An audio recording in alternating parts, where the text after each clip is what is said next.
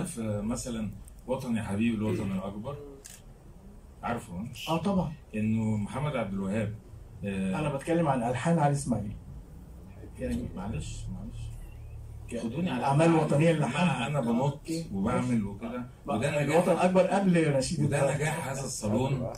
نجاح هذا الصالون، خليك معايا. اتفضل. نجاح هذا الصالون مش تقليدي، وانا مجنون، فلازم يبقى فيه سيرياليزم.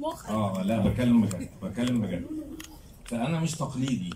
فالنهارده بنتكلم عن علي اسماعيل. فعلي اسماعيل عامل ايه في الوطن يا حبيبي الوطن؟ عامل ايه؟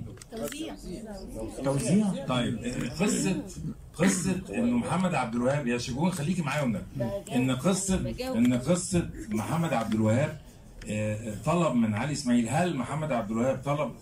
حاضر. هل محمد عبد الوهاب طلب من علي اسماعيل؟ دي حاجه مهمه. هل محمد عبد الوهاب طلب من علي اسماعيل انه يوزع له هذا النشيد؟ طبعا. ايوه. نعرف بقى القصه دي ونشوف النشيد بدل ما نقعد ندور على استاذ شجون. لا انا ما عنديش تفاصيل في انت خفت منها عشان بتقول لك الساعه وعملت فنجان قهوه مظبوط. حابب اسمع. اتفضلي معاكي مايك. اتفضلي. شجون تقول. يلا اتفضلي. الاستاذ محمد عبد الوهاب كان بيعتمد على علي اسماعيل في التوزيع معظم شغله. حلو قوي.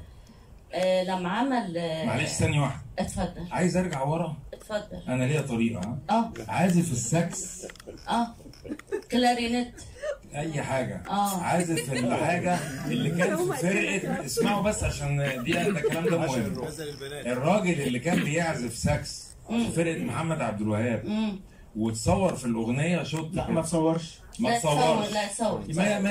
والنبي يا جماعه ما توقفوش الحكايه يا جماعه يا استاذه ايوه انا مع حضرتك والله، بس هو هنضربه بالنار. لا اسمعوا بقى. ربنا يهديكم. اتفضل.